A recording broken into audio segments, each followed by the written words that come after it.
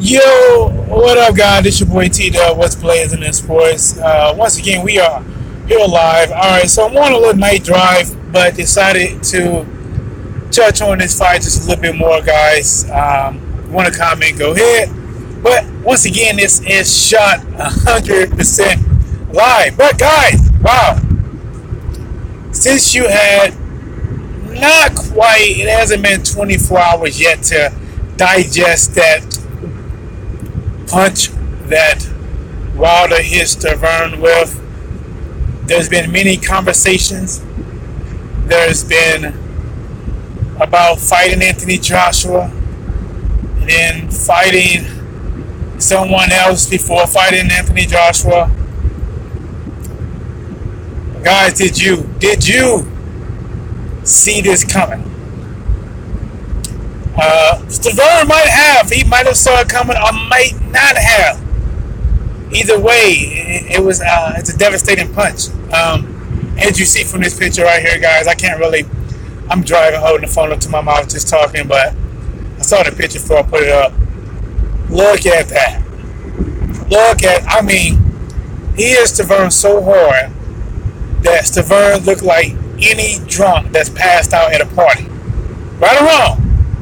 Any drunk that been drinking fists all night, give me another shot. And you look over, he is laid out. Man, honestly, I really didn't know going into this fight what to think. Romain was talking about he was dehydrated last time.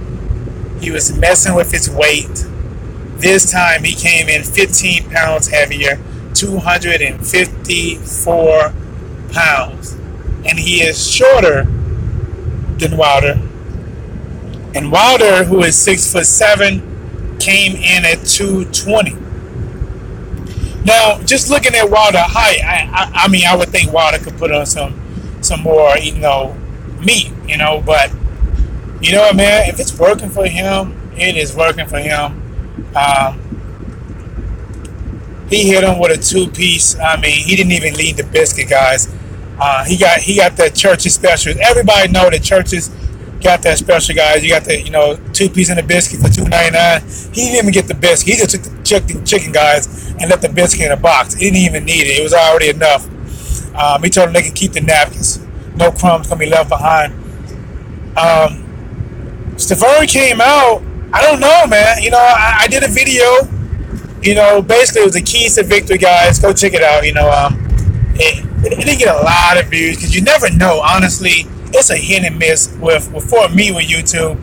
If it's going to be pushed to get more views or if it's not. But in my keys to victory, I said STIVERNE had to move his head. He had to use the angle. He has to, fight differently. And I said that in order for Wilder to win, Wilder to be Wilder. Use that jab, keep that distance, and hit him with that 1-2 when he coming in. And Wilder, who was a champion, came out more aggressive than the challenger. The challenger who said, I will kill you. I will kill you.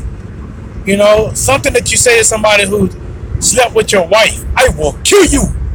You know what I'm saying? Shit, I don't know. Somebody who took the last donut, no, you ain't had no donut, and you told him to save that last donut, put it in the refrigerator, and you go back and he done ate your donut. I will kill you. But, I don't know, man. He came out way too relaxed.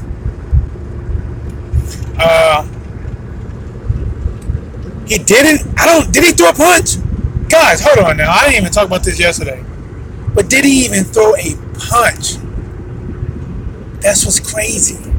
I'm not even sure if he ever threw a punch. So, Wilder come out. I mean, he's throwing lightning jabs. Wow. Now, to me, one of the big difference between how Wilder landed this punch this time and why he did not land it as clean the first fight is the way he threw it. I didn't watch the first fight. I'm going off memory, but I remember him throwing in the first fight when he threw that 1-2. The 2 wasn't turned over quite as much as it was when he hit him this time. If you see the way that 2 landed, it was lower, and because he turned it over and his hand was at a rectangle shape, you know, like basically turned over. It wasn't just square where it can just, you know, get caught more in the gloves. It was more slender, and it slid right between the gloves and caught that chin head on. And it's crazy once he hit him with that. And guys, you know, go back and check this out too. I was gonna do a video, but I got caught up. When he got knocked down the first time, go back and listen to what STIVERNE was saying, man. He hit STIVERNE so hard that STIVERNE felt it in the back of his head. You think I'm lying? Go back and listen to it. When STIVERNE got up, he told the referee, behind the head. Referee said, what? Behind the head. He said, no, it wasn't. Ref told him, no, it wasn't. He hit him so hard that he felt the punch. That's hard, guys. When you can punch somebody in their face and they feel your knuckles in the back of their head, that is crazy. And so he dropped it the first time. And after that, man, Deontay Wilder was in full swag mode. He had his hands down. I'm not even sure what STIVERNE did that first time, because he got up and put his hands up, but he didn't do nothing. He stood at a distance and let Deontay Wilder operate it. Go back and watch it. He stood at a distance once he put his hands up, and he let Deontay Wilder swing them shots from the side. The second knockdown, I did not see a clean shot, but he probably was still hurt, and the force knocked him down, and he got back up. And then the third knockdown, you can, if you watch the slow motion, Deontay got some nice shot. I think he got a nice hook down between the gloves, and he hit him. And look at him, guys. I mean, if you see this picture, this is a true definition of crumbling. It's like he just crumbled and laid down. Looking at this picture, it reminds me of like of the rock stars when they about to perform live and they slide in or something. Are you ready? Dun, dun, dun, dun, dun. Woo! And they slide in on their knees or whatever, you know. Or you know what? I think I've seen this in a movie too, where somebody slide kind of like this, and they duck a sword or they duck a stick swing or whatever, because it looks like he's he's sliding real low. But I'm giving STIVERNE some smack. I'm just, listen, guys, it's nothing personal. I'm just talking about the fight, just having a little fun with it. I hope both fighters, you know, are healthy. STIVERNE as well. You know, it's just, you know, it's a fight. It's professional. Both of these guys got paid, you know, so I'm doing my best to talk about it and do my freestyle thing as I travel. But guys, don't forget to like and subscribe, thumbs up, share. STIVERNE, so many things went wrong. I'm not even sure what he does from here, but honestly, since there's not that many heavyweight fighters that have a name for themselves right now, as crazy as it might sound, I wouldn't be surprised if he's a fight, maybe 2 fights away from being in line to fighting somebody else for their title. You know, there's just not enough heavyweights like the small division, you know, that you can mismatch these fighters. You know, like if you look at the 147 pound, you know, it's just way too many people. I mean, it's a lot of people. You got 147, you got Earl Spence, you got Keith Thurman, you got Sean Porter, you have now Terrence Crawford. What is the guy that beat Manny Pacquiao? Jeff Horn. I don't even know if Amir Khan gonna even come back and fight or not. That is crazy. Amir Khan is one of them guys that honestly I think he has a lot of talent. He relies on his speed a lot. His speed does get him a lot of wins, but he really needs to work on his head movement and bring his hands back to his chin so he don't get caught with those big shots, because he has been exposed of not being able to take a big punch. But so I didn't know if Amir Khan gonna fight again, man. He has so many things going on.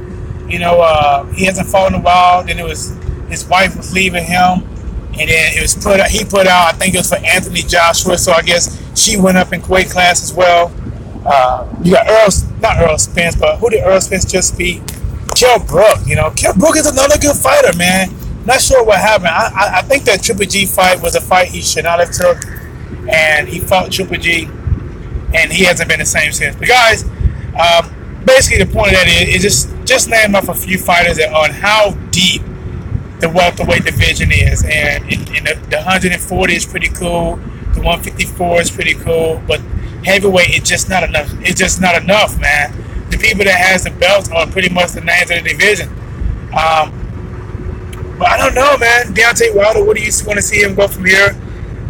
One thing about the post-fight interview, I didn't get why the person that was interviewing him was sounding more like a promoter who was trying to talk him into making a fight. He kept saying, I talked to some people, and they said, if you fight, you know, this guy, then they'll give you Anthony Joshua. Will you do it?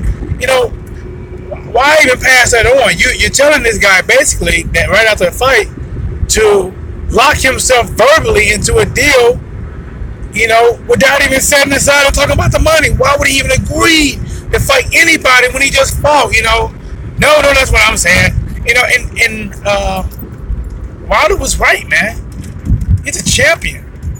Why is he going over there and fighting a challenger? I mean, he was going to do it once and go to Russia and fight, you know, and defend his title. You know, the only way I can think of it has to be money. You know, the money has to be so good to make him do it. But to be honest, and Wilder did kind of say, well, they put Anthony Joshua, you know, on the paper, fight next. That's the way he might do it. But, you know, I guess it looks like maybe they might do some in the back half of 2018. But guys, it's your boy T-Dub. What's Blades in the Sports? Let me go in and check one thing before I get out of here. Appreciate anybody who get a chance to watch this video. Always remember to subscribe, like, share, thumbs up. This is your boy T-Dub. What's Blades in the Sports? And we are out.